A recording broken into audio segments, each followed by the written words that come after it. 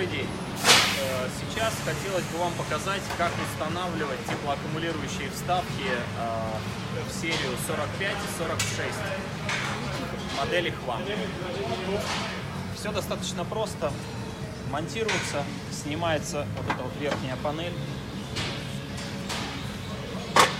Внутри, видите, полость.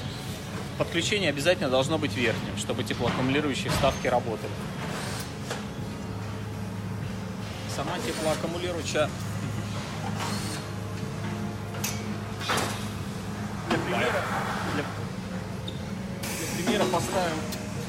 Для примера поставим трубу, чтобы более наглядно это выглядело. Теплоаккумулирующая вставка выглядит вот так. Это можно сделать своими силами.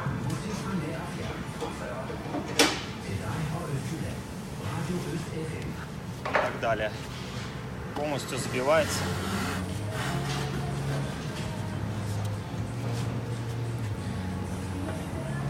Закладываю. Можно заложить до конца, можно часть теплоаккумулирующих вставок использовать.